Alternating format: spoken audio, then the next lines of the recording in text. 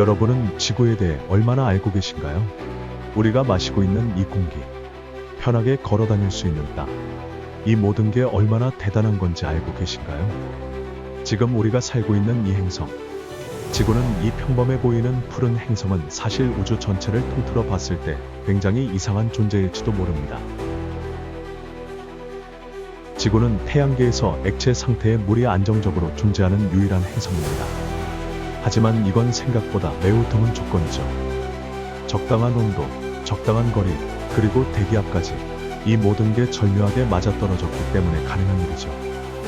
하지만 이 조건이 무너지면 어떻게 될까요? 바로 옆에 금성은 대기가 너무 두꺼워서 지옥 같은 고온 행성이 되었고, 화성은 대기가 얇아 물을 붙잡지 못하고 사막처럼 변해버렸습니다. 그렇기에 지구의 바다를 단순한 물 저장소라고 생각하면 금물입니다. 지구 전체 기후를 조절하고 생명의 순환을 가능하게 만드는 핵심 시스템입니다. 이런 복합적인 작동이 가능한 행성은 지금까지 오직 지구뿐이죠. 지구에는 강력한 자기장이 있습니다. 그래서 태양에서 날아오는 치명적인 입자들, 즉 태양풍을 막아냅니다. 이 자기장은 액체 철로 구성된 지구 핵이 회전하면서 만들어진 것이죠. 이 자기장이 없다면 태양에서 오는 방사선에 우리의 DNA는 계속 공격당했을 겁니다. 사실 화성은 과거에 자기장이 있었지만 사라진 뒤로 대기마저 날아가 버렸습니다.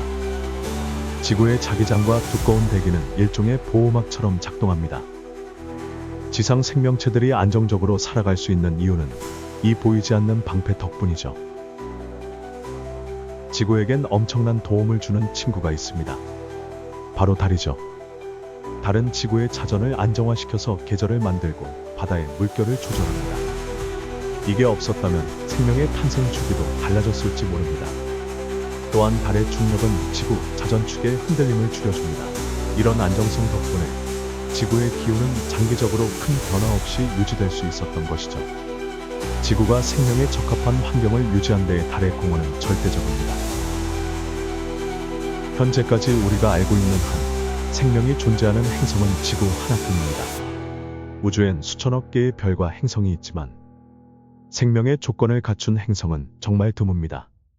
드레이크 방정식이 말하듯 지적 생명체가 나타날 가능성은 생각보다 훨씬 낮을지도 모릅니다. 지구는 단순히 생명을 품은 것이 아니라 그 생명을 수십억 년에 걸쳐 유지하고 진화시킨 행성입니다. 기후의 안정성, 에너지 순환, 지질 활동 등 복합적인 시스템이 맞물려 있기 때문입니다. 지구는 태양을 타원형으로 돌고 있지만 그 궤도는 놀라울 정도로 거의 원에 가깝습니다. 이 안정적인 궤도 덕분에 지구는 극단적인 온도 변화 없이 생명이 살아가기 적절한 조건을 유지하고 있습니다.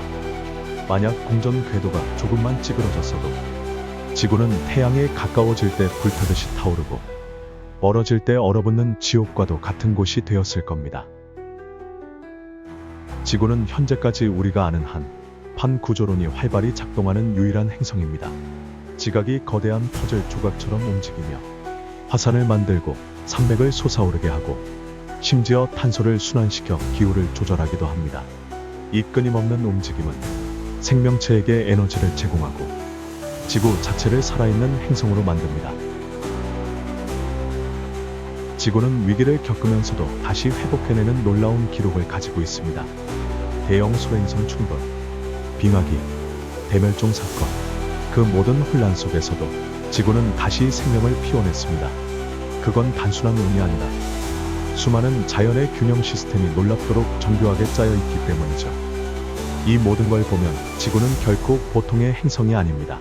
지극히 정교한 조건 위에 생명이 존재하고 우리는 그 위에서 이렇게 서로를 바라보고 있죠. 지구는 그저 행성 하나가 아닙니다. 이는 살아 숨쉬고 고통을 겪고 다시 일어나는 하나의 생명체일지도 모릅니다. 우리는 그 일부이자 그 위에 서 있는 관찰자이죠.